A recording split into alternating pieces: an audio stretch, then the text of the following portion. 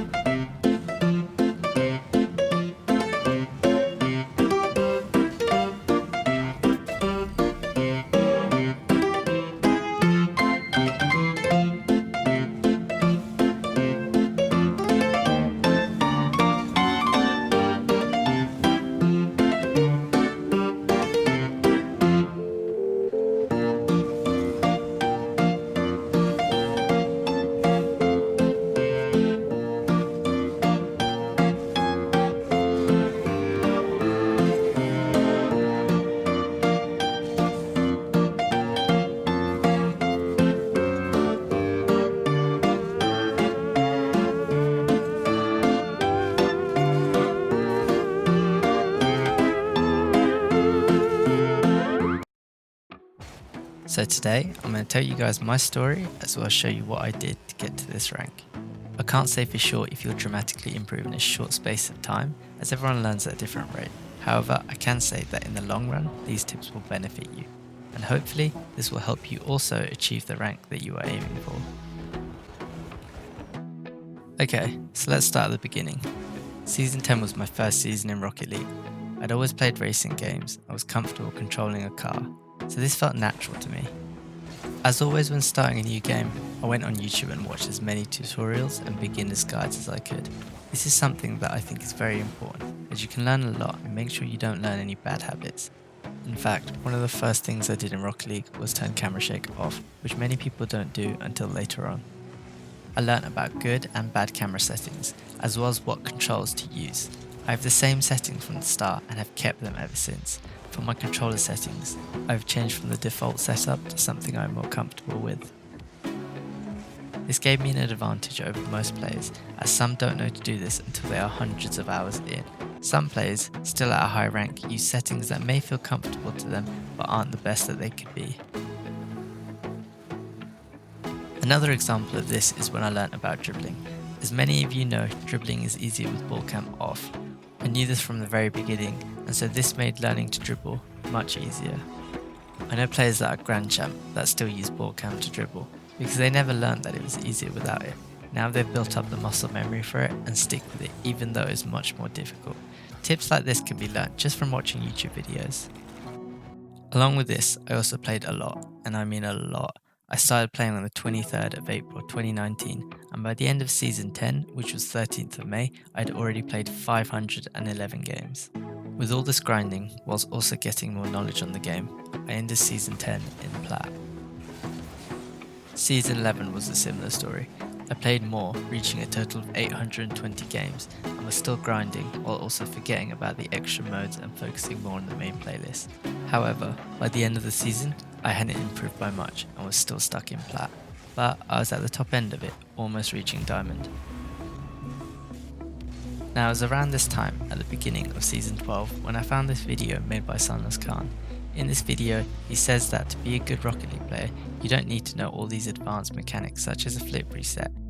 Using this information, I stopped trying to learn fancy tricks and focused more on basic things such as power shots, aerial car control, and saves. I then made a simple 4-step training routine that I followed every time I booted up Rocket League.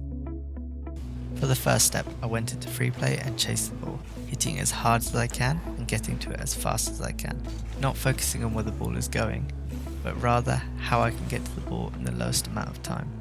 This helped me learn how to hit the ball with more power and how the ball interacts with its surroundings. Step 2 was all about car control in the air. Learning how to control the car in the air is super important, especially towards the higher end of the ranks, as the ball hardly touches the ground. So to practice this, I used a map created by French Fries called Obstacle Course 1. This is an aerial obstacle course that has objects in the way that you have to try and avoid. However, this was short and didn't have a lot of room to move around, which made it harder for my skill level at the time. So I went for a more basic map and used Speed Rings 3. This was created by DMC. It's a workshop map that you can subscribe to and it will show up in game where you can then play on it. On the map there are rings that you have to fly through, which help a lot with your car control, as you can spend more time in the air and can learn how your car reacts when you do certain inputs. For my routine, I did the course normally, then I did it sideways, and then I did it backwards. This helped me learn how to fly in any direction quickly, which can translate to other skills in the future, such as learning a flip reset, as you'll have to fly backwards whilst doing this mechanic. However, now I use Lethamyr's Giant Rings map, as it wasn't out when I first started this routine, but it is better as it's tailored for a wider skill range. Step 3 was all about dribbles. I did this by doing the Dribbling Challenge 2, also by French fries. On this map, you had to get the ball from the start to the finish without it touching the ground. I did this until I couldn't pass any more stages. It helped me learn and control my dribbles, but I also used the second stage of this map to practice my flicks. It had more space for me to practice than Freeplay. I did this to increase my accuracy and power, whilst also learning new flicks such as a 45, 90 and 180 degree flick. The next step was a simple one, but one of the most important. To win in Rocket League, you need to score. To score, you need to be accurate while also being powerful, making the shot unsavable. To practice this, I used the workshop map called Aim Training by CoCo. This map has a red wall with a green square on it. All you have to do is shoot the ball to try and hit the green square. This helped me learn how to hit more powerful shots as well as becoming more accurate. I would do this until I felt comfortable with my shots. These are the 4 steps that I used to practice Rocket League. I recently added another step to this that I didn't originally do, but I think can help a lot. It's another map by DMZ called the Speed Jump Boost map. This is another aerial map, however you focus more on managing your boost as well as your car control. As you don't have a limited boost, you need to make sure that you use your boost efficiently, which can help with boost management when you are in the air.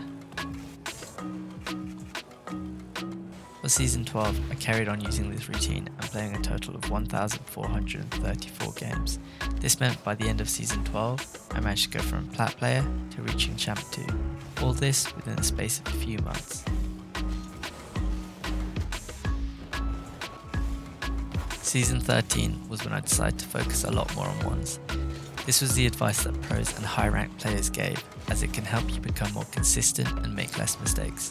And yes, this was painstakingly hard, as we all know how infuriating ones can be, but I persisted, I grinded, I ended up playing a total of 176 ones games, which was by far my highest and almost double from last season. This meant that I ended Season 13 just getting into Champ 3. Even though I hadn't improved a lot in the other playlists, I had reached Diamond in my ones, finally getting out of Plat. That leads us up to the current season that is ongoing, Season 14. While still following my training routine, I grinded even more ones, reaching a total of 278 games, which is the highest amount I've ever played in a season, over 100 more than Season 13, even though the season is yet to end. All this hard work had finally paid off. I reached my goal of becoming a Grand Champ, and all done under 1,000 hours. I hope that this video can help you guys reach your goal as well. Thank you for watching. If you enjoyed today's video, please leave a like, as it really does help the channel and video out a lot. If you enjoyed the content and want to see more, make sure you subscribe to the channel and keep up with me and my content. Anyways, that's everything from me today guys. I'll see you next time.